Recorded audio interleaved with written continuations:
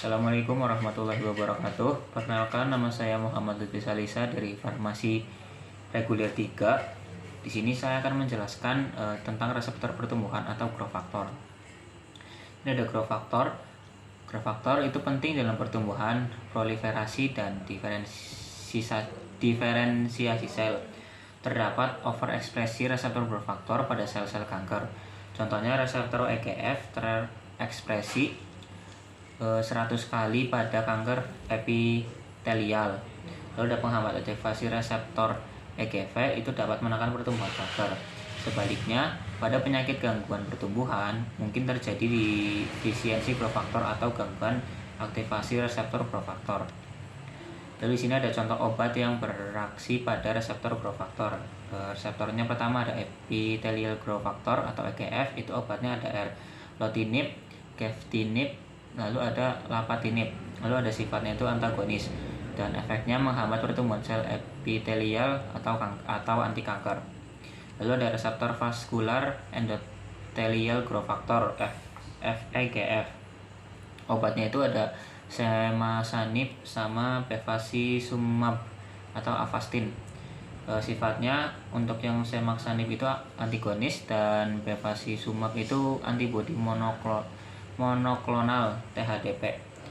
Dan efeknya pada obat sema itu menghambat angiogenesis atau anti kanker, dan untuk yang antibodi monoklonal itu sebagai efeknya anti angiogenesis. Lalu reseptor insulin like growth factor atau IGF itu obatnya mesasermin atau Inceralex dan sifatnya itu agonis. Efeknya itu membantu pertumbuhan.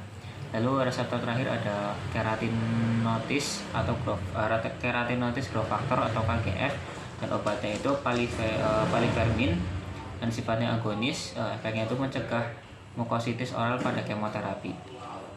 Lalu di sini ada gambar reseptor growth factor. Di sini itu yang pertama ada ligand growth factor.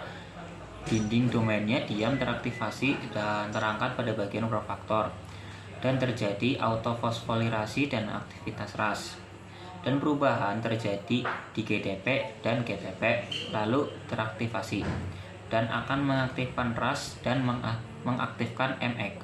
RAS aktif akan mengalami faktor transit yang dinamakan sebagai reseptor tirosin kinase. Lalu selanjutnya masuk ke materi reseptor sitokin. Yang pertama, sitokin protein dengan BM rendah 10-30 kDa yang memperantai bermacam-macam fungsi yang terkait dengan sistem imunitas. Sebagian besar sel-sel dalam tubuh dapat menghasilkan dan berespon terhadap sitokin sebagai alat komunikasi. Contohnya ada interleukin. Lalu di sini ada gambar sitokin, yaitu merupakan proses mandiri karena sitokin yang diproduksi oleh TH1 meningkatkan respon TH1 sambil menghambat respon TH2 dan sebaliknya. Dari struktur kimianya, beberapa sitokin berbentuk protein rantai tunggal. Aksi sitokin bersifat pleiotropik, artinya satu jenis sitokin dapat memperantai berbagai Fx yang berbeda pada sel-sel yang berbeda. Sitokin dapat bereaksi pada sel-sel yang mensekresinya. Lalu aksi sitokin diperantai oleh ikatan dengan reseptor yang termasuk RTK. Lalu ada contoh signaling interferon gamma.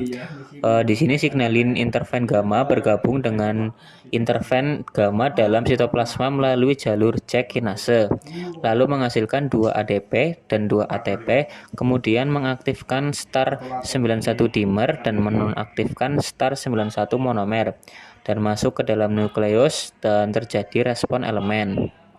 Lalu reseptor sitokin terlibat dalam proses atau penyakit inflamasi atau sistem imunitas.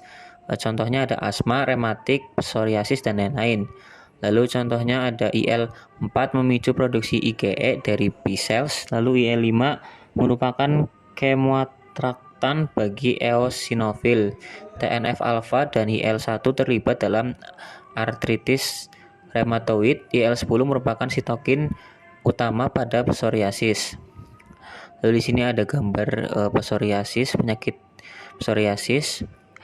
Lanjut, lalu di sini ada normal dan arthritic joint. Ada normal joint itu sebelah yang paling sebelah kiri, yang tengah itu ada osteoarthritis, dan yang sebelah kanan ada rheumatoid arthritis.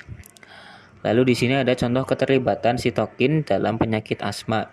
Di sini menunjukkan respon tipe lambat sitokin yang terlibat akan menyebabkan efek lokal dan sistematik sehingga terjadi aktivasi dan pengerahan sel-sel inflamasi lain ke saluran pernafasan. Lalu penggunaan sitokin dan antagonis reseptornya secara klinis. Anti-IL-4 atau omalizumab itu memblok produksi IgE dan mencegah reaksi alergi. Lalu ada anti-E5 mepolizumab itu mencegah migrasi eosinofil, mencegah inflamasi alergi pada penyakit asma. Lalu ada IFN alpha atau interferon alpha itu pengobatan hepatitis C virus dan infeksi virus lainnya. Lalu ada IL-2 atau interleukin 2 adjuvan pada terapi bladder cancer. Lalu ada anti-TNF itu ada contohnya ada infliximab, etanercept, adalimumab itu untuk rheumatoid arthritis, dan IL-1RA atau interleukin 1 reseptor antagonis. Di sini untuk anakinra atau kineret itu untuk rheumatoid arthritis. Ya, mungkin itu saja yang bisa saya sampaikan. Kurang lebihnya mohon maaf. Terima kasih. Wassalamualaikum warahmatullahi wabarakatuh. Waalaikumsalam warahmatullahi wabarakatuh.